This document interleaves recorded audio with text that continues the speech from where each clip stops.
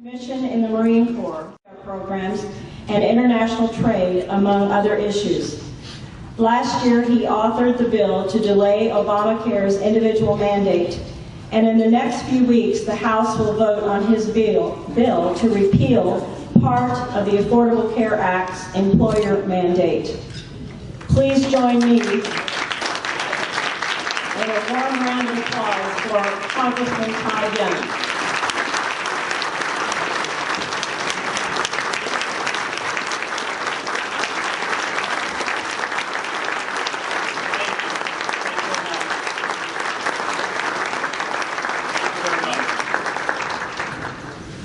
Wow, I have to tell you how refreshing it is coming off a plane from Washington, D.C.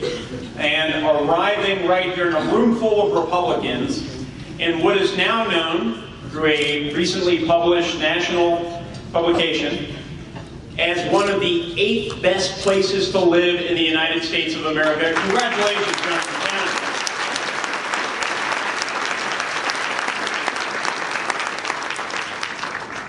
Now I know, and you know, this kind of thing doesn't happen by accident. It's not a matter of weather. Probably doesn't have much to do with geography. It's all about people, and the quality of people, and the quality of community. And I like to think the judgment of the people here in this county to choose such wise leaders, excellent candidates. It's the public spiritedness that leads so many people in this room to run for office, and I commend you with that. So it is just an honor to be here with the Central Committee, all the dignitaries, the candidates, and the rank and file Republicans that make this county work. Thank you very much for all your service. Now, there's another reason why it's special for me to be here. For those who've heard me speak before, it's not uncommon for me to reveal to you that I am a Bloomington Republican. That's right. Feast your eyes.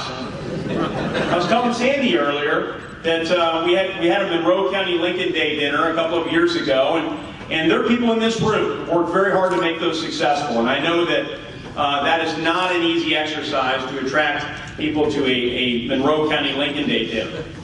And so Sandy said, you know, how many were there? And I said 25. She said, you had 25 tables? I said, no, 25 people. So, incredibly refreshing to be with you. I'm sorry Jenny and my 4 kiddos could not be with you. We've got some tired, sick kids at home. I have 4 children, ages 7, 6, and then we have twins that are 3 and a half. So, you know, that speaks to the sacrifice that my family has made on behalf of our country, and I certainly always like to recognize that. And in particular, it almost chokes me up, the sacrifice that my wife has made so that I can go off and be your representative. I don't want to forget her, seeing as she couldn't attend today. So, well, for me, give a round of applause for Jenny.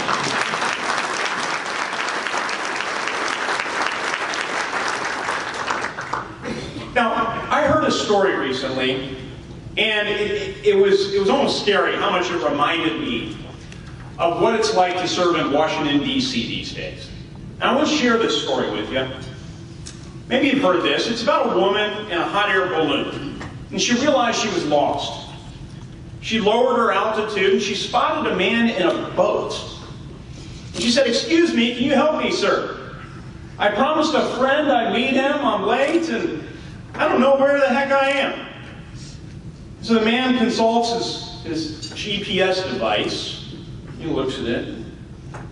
Says, "Miss, well, I know you're in a hot air balloon.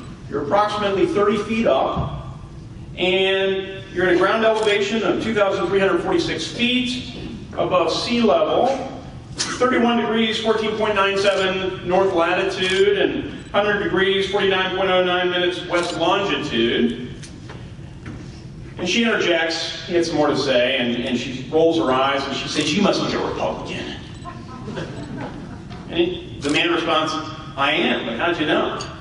Well, she says, "Everything you told me is technically correct, but I have no idea what to do with your information. I'm still lost, and frankly, you've not been much help to me." And the man wryly looks at her and says, "Miss, you must be a Democrat." And she says, "Well, yes, I am. How could you tell?" Well, the man says, "You don't know where you are or where you're going. You seem to have gotten to where you are by a lot of hot air. And you've made a promise that you have no idea how to keep, and now you expect me to solve your problem. And frankly, you're in exactly the same position you were in before you met, but somehow now it's my fault." So that's Washington, D.C., okay? That's how it sometimes feels to be a congressman in this environment. But I have to say, all kidding aside, it is a consequential responsibility. Our opportunity to shape hundreds of millions of lives in a positive day is never lost on me. That's why I and our team work so hard to serve all of you, why I take this job so seriously. And this has been the greatest honor of my life to represent Indiana's 9th Congressional District. But doesn't my story sound a bit familiar? Since 2009, we have watched this inexperienced president stumble through his executive responsibilities. When we know he got there, essentially because he could give a good speech, typically by a teleprompter, but I have to say, you know, rhetorically, that man can read, right? It turns out his signature piece of legislation, after 5+ years in office, Obamacare, was passed on a promise that he cannot keep. If you like your health insurance, you can keep it. Raise your hand if you found out that's not the case, right? It's about everyone in this room, I suspect. If it's not impacting you in an adverse way, it may be impacting a neighbor. Some people, of course, will benefit on balance, but this thing has been really a disaster, not just in its implementation, but fundamentally, the superstructure of this law is flawed. This is the president's signature piece. During the course of his presidency, though, there's far more in terms of the parade of horribles that I can share with you. It's depressing to give you the whole litany, but you know, labor force participation is at a 35-year low, entrepreneurship's at a 15-year low, unemployment and wages remain stagnant, spending's been out of control, the debt remains high, right? All the stuff that led me to run for office and they keep you engaged in national politics, and all the things, frankly, you want me to play a constructive role in tackling. And yet somehow, this president still wants to blame it all on Republicans. Speaking of things that sound familiar, show of hands. Who watched the State of the Union address? Watched the president deliver the latest State of the Union address? Okay. I had to be there, okay? You didn't miss much. Who has seen one since this president has been in office? Okay. You saw the State of the Union address then, this year. Because there really, I mean, this was like Groundhog Day. There was no new material. It was the same old agenda. The same tax and spending, borrow from the future in order to spend for today kind of agenda that we've heard from the president and we know has done nothing to really, in a positive way, help this economy. Now, in a perfect world, I think instead we would have heard something new, something like this. I took a bit of liberty. I know I'm a second-term congressman, but I wrote my own State of the Union address from the president's perspective. My fellow Americans, the state of our union is uncharacteristically weak, and I'm in large measure responsible. I'm sorry for lying to you over and over again to pass my health care law. I'm sorry my stimulus package did not deliver the jobs I promised and may have further slowed our economy by adding so much to the debt. I'm sorry that I've damaged our reputation overseas. I'm sorry I've spent my time launching political attacks against my opponents instead of taking responsibility and showing some leadership by working with them. Things are going to be different moving forward. I recognize the American people elected a Republican-controlled House in consecutive elections. I recognize the policies we embraced in my first term have not worked. And I promise to begin listening to you, the American people, and to begin working with, not against Republicans to solve some of our nation's biggest problems before I leave office. That would have been so refreshing. Now, I think everyone here would have enjoyed to hear that speech. Sadly, this president and his allies in the Democrat-controlled Senate don't seem inclined to listen to the American people, broadly speaking. It seems clear to me that they are holding out hope for a different future. They're holding out hope that they can repeat the recent past, the first 2 years of President Obama's administration, when his party controlled all the levers of power in Washington, D.C. You remember those first 2 years, the first 2 years that brought us Obamacare and the failed stimulus package. They want to finish the big government liberal project that began at the start of this administration. It would be quite an achievement for them to do so. They've been waiting really generations to put the capstone on the liberal project. They're frustrated that their plans to ram through an agenda have been interrupted by a Republican-controlled House for the last 3 years. Now let me pause for a minute to address something, because I don't want any misunderstanding here. I suspect most people in this room are a bit frustrated about Washington, D.C. You're frustrated because Republicans like you have consistently voted and worked hard to advance an agenda that you believe in to ensure that your country gets back on the right track, and we haven't accomplished enough towards advancing that agenda since 2010 in particular. I share that frustration.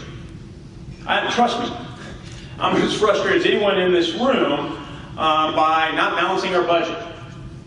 I'm frustrated by the fact that we have not yet made the largest programs of government sustainable, that we're borrowing from my children, your children, our grandchildren, and generations beyond.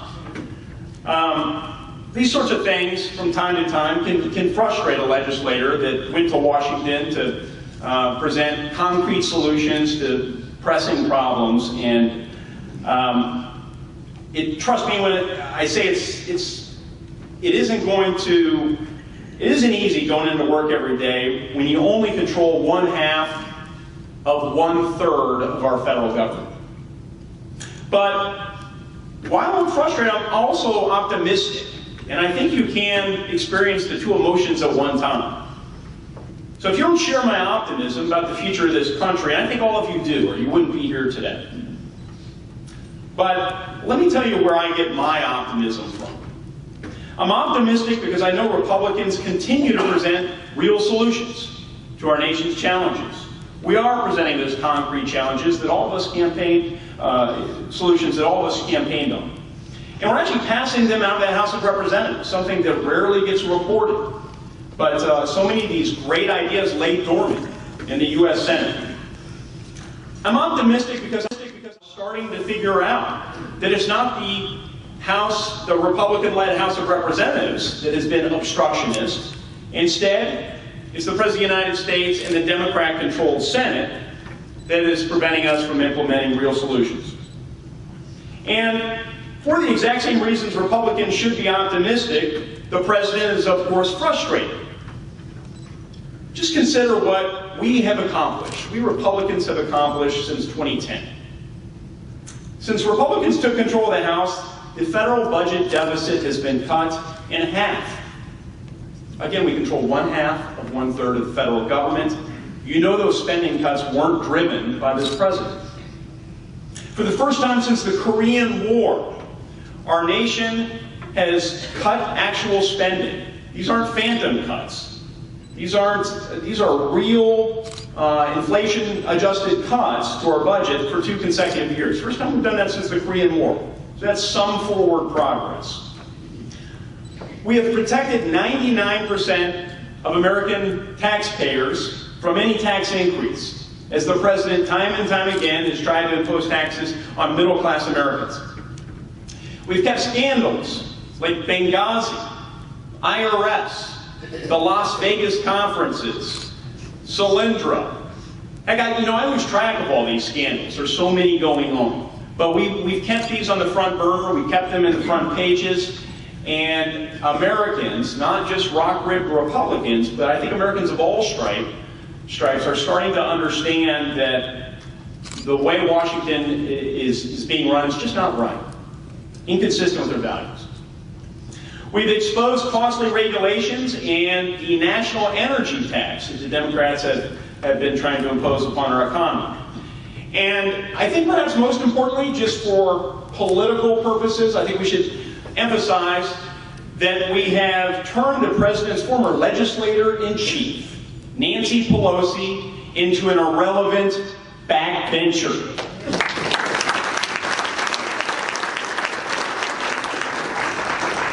Now, this is not just bloviating. I know this is not the same as implementing a full conservative agenda. We still have a lot of work to do.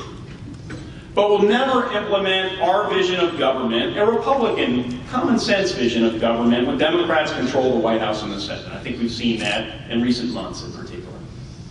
Conversely, we'll never be able to stop them from implementing their radically different vision for our future if they win control of the U.S. House. Now, for us, the battle is harder. Let's face it, we got to win two different bodies. They only have to take control of one. And while we can't win control of the White House this year, we will turn the tables. We're going to all have to work together. We really are. If we do, we'll send a conservative majority to the U.S. Senate in 2014, and we will maintain control of the United States House of Representatives. But I need your help.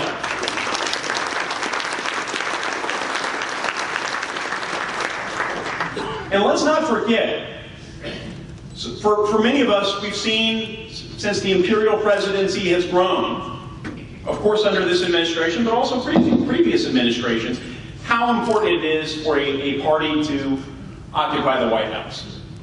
We can lay the foundation in 2014 for putting a Republican into the White House in 2016. Now, based on recent historic trends, that may sound to some like it's a bit far-fetched. I don't think so. If Republicans control both the House and the Senate, President Obama has nowhere to hide. We can send him conservative measures to grow jobs, increase personal incomes, cut through the cobwebs of government regulation, strengthen the economy, and Harry Reid can no longer be the shadow veto for what is a mainstream American agenda. We can send him bills that balance the budget and address our largest programs of government, and we'll have the leverage to force him to the negotiating table. The American people will insist upon it. History will judge him for how he responds. We can legislatively repeal, replace, dismantle, and defund provisions of Obamacare one by one. Incidentally, the first time we're doing that in a big way is here in a couple of weeks with this bill that will repeal the 30-hour is full-time provision of Obamacare. And then we can dare the president to veto this gutting of the most egregious aspects of the health care law in the face of overwhelming public opposition. Friends, I stand here tonight unapologetically, humbly, but directly, to ask really one simple question. Are you ready to do what it takes to make this a reality? At every level, local, state, federal, I know the Democrats are ready for November. You know, I sit in my committee hearings, and I look down to my right, which is where the Republicans sit, and I see a line full, typically, of very serious legislators, listening to those who come to offer their testimony, asking probing questions, being legislators and shaping policy. Oftentimes I look to my left, and I might see a token sampling of Democrats who come in and out just to get the photo op at the hearing. I know where they're spending their time. They're across the street, working the phones, raising money. They want control. They've got the taste in their mouth. So I'm going to ask you a series of questions, and I want to hear a loud, resounding answer from everyone.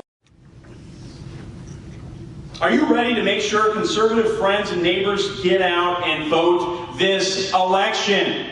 Yes. I I didn't anticipate such a resounding response to the first question. I'm just getting started. All right. All right. For those, unlike me, who are proficient in and comfortable with social media, are you ready to get on Facebook, Twitter, or whatever other gadgetry might exist to share stories about our vision of government that we're all fighting for? Yes! Are you ready to walk in parades, go door to door, make phone calls on behalf of Republicans? Yes! Well, I believe you. I think I stood up here a couple of years ago and I characterized the last election as the most important election of our lifetimes. And it's incredibly self-interested, right, for every candidate to say that. It also has the benefit of being true. It was true in 2012. We knew that. That's why it hurt so badly not to get our candidate into the White House, and we didn't control the Senate, and we thought we had a good shot at that, and so forth. But you know, it's equally true now. You're all here because you're optimistic about the future, whether you know it or not. You're not at home, closing the blinds, turning on the television, convinced that you can't make a difference, tuning the world out. You care enough on a Friday evening to come out for a chicken dinner to hear a politician speak. That's how much you care about your country. All right? That's a pretty good measure of your commitment. We need all of you to go that extra level to get involved in campaigns to the extent your time allows. You all do so much already. This is the core of the Republican Party. Again, we're grateful for that. Know that I'm ready. I will tirelessly work to earn your support, to continue to earn your support, but also to try and ensure that everyone else on the ballot succeeds, that everyone is supported, and that together we advance our shared values.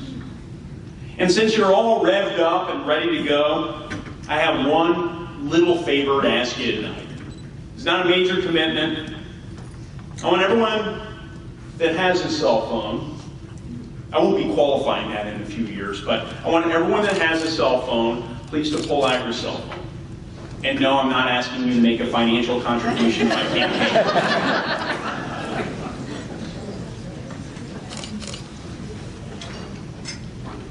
As you do that, I'll remind you that Indiana's 9th Congressional District, it's a Republican district. The redistrictors were generous to Indiana's 9th Congressional District. So we went from a slightly Democrat seat to a slightly Republican seat.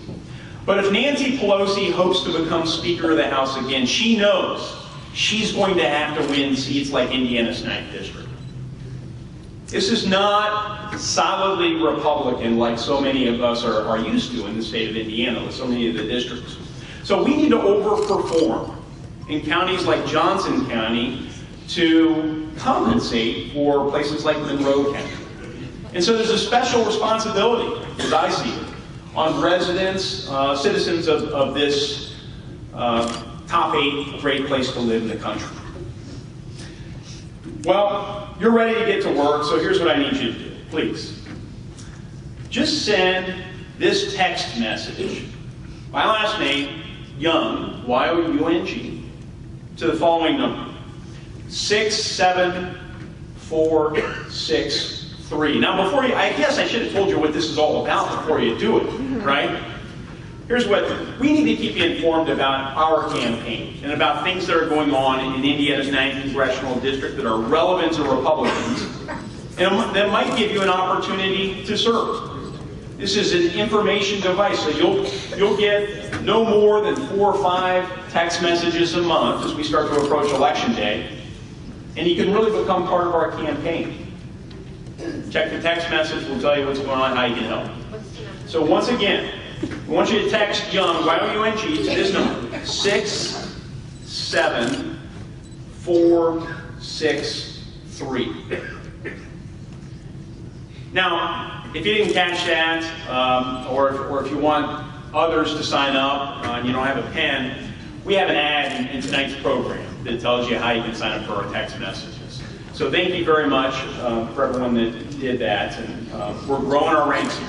This is what Democrats did so well, the use of social media. Let's make no mistake. Democrats did not win the presidential election last time. They didn't win Senate seats in large measure because the American people thought their ideas were better. Typically, it's ideas that win elections. That was the rare win for the operatives. They have better lists. They know how to navigate the World Wide Web better than we do. And it's going to take a little time for us to catch up. And so this is our contribution to that effort. Please also know that really soon we will begin phone banking on our campaign. I'm blessed to have so many quality people around me that make me sometimes look passively good on a very bad day. Okay, that's how good they are. On the campaign side, one of those is Matt Hum. Matt Hum is our campaign manager, and Matt, if you could raise your hand over there. If you want to get more involved in the campaign, maybe even work some phones, see Matt, please, after this program. And then we have some great local people that are helping us out. The numbers right now are too large to name everyone. But our county coordinators are Dustin Huddleston and Thomas Barkley, and I just want to thank them personally and indicate that they're also conduits to get involved in this campaign. Now, as I close tonight, I want to remember the words of Margaret Thatcher. Now, Margaret Thatcher, I once had an opportunity to meet her, and when you do that, once you have a personal connection with someone, however shallow or short-lived it might be, you tend to be more interested in their life. And so I'm a fan of Margaret Thatcher, and sometimes I tongue-in-cheek call her my favorite Republican, because she believes what we believe. I think her philosophy about elections was exactly right. She used to say, first you win the argument, then you win the vote. So for all the rhetorical flourish, for all the he said, she said, and so forth, pointing out the shortcomings of your opponents, ultimately campaigns are and should be about ideas. So we're going to win the argument this election. For 5 years now, the American people have seen how bad the Democrat vision for America really is. It's a vision focused on one-size-fits-all, Washington knows best sort of government solutions. And we haven't gotten much for all that hope and change that's been offered to us. But in the past few years, we've started to make the argument at the federal level, and I hear it here in the state of Indiana. In fact, we're borrowing a bit from the state of Indiana and its recent successes. We've been making the argument for a more conservative vision. It's a vision that focuses on empowering people, trusting people, giving them the flexibility to make their own decisions and run their own lives and care for their own families and manage their own time and so forth. In 2014, we need your help to make that argument to neighbors, to friends, to family members. If you do, I guarantee there'll be others around this country that will do the same thing. And we'll win this election big. And we'll set the table for a victory in 2016 so we can finish the job.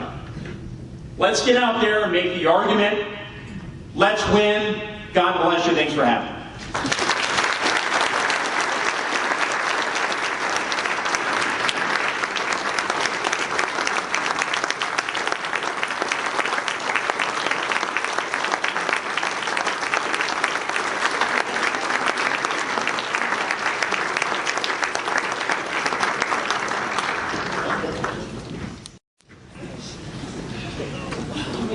BlackBerry for me.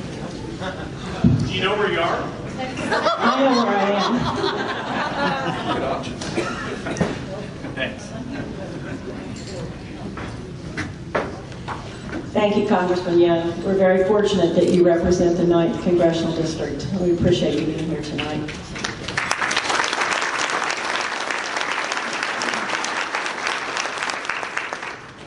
Before 2010, Johnson County was represented by 3 congressmen, and then the lines were redrawn and we were put in with a lot of the other counties that had been in the 9th District before. So the 9th District goes all the way from the northern boundary of Johnson County to the Ohio River.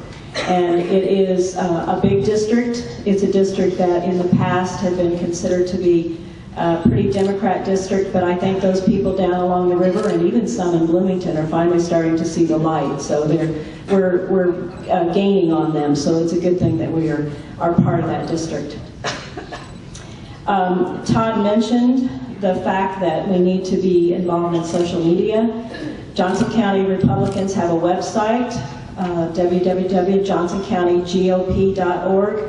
There's a lot of information there. We post events from our candidates, anything else with the Republican women's groups, that meetings they have, and meetings that we get together on the first Wednesday of every month for a lunch. So we invite you to go to that website and find out things. We also have a Facebook page.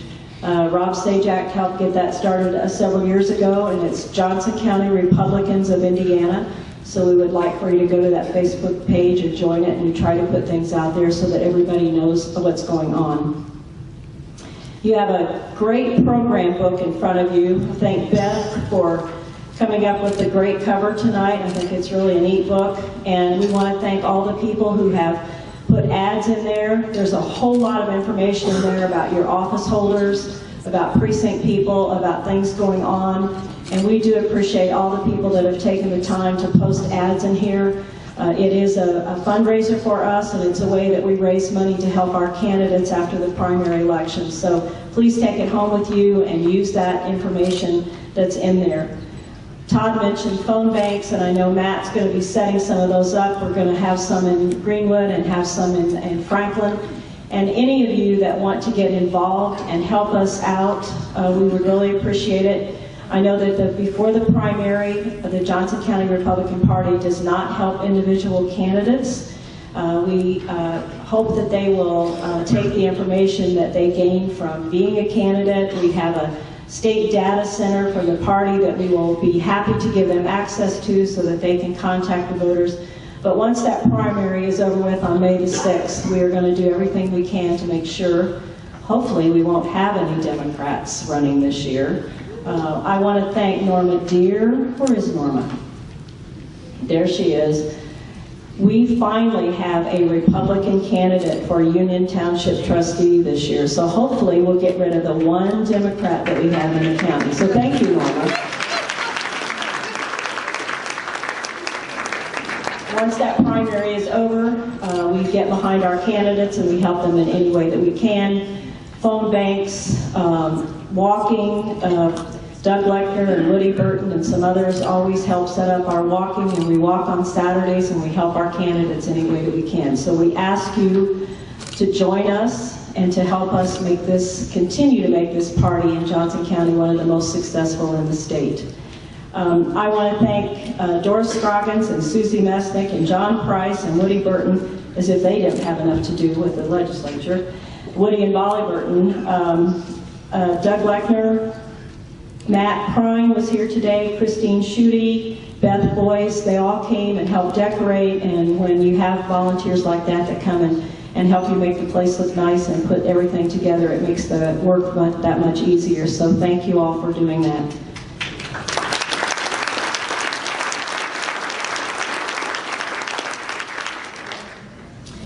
Think of anything else? I think we've pretty much done the evening. I told somebody I would have you out of here by 9 o'clock. I think we're going to make it very easily. We have asked Carla if she would would lead us in singing God Bless America. And while she does that, if the candidates, we provide envelopes for the candidates. They have put their literature in envelopes. Thank you again for being here tonight. Godspeed to all of you. Safe travels, especially this weekend. And again, thank you for being here. God bless America, land that I love. Stand beside her and guide her through the night with the light from above, from the mountains to the prairies.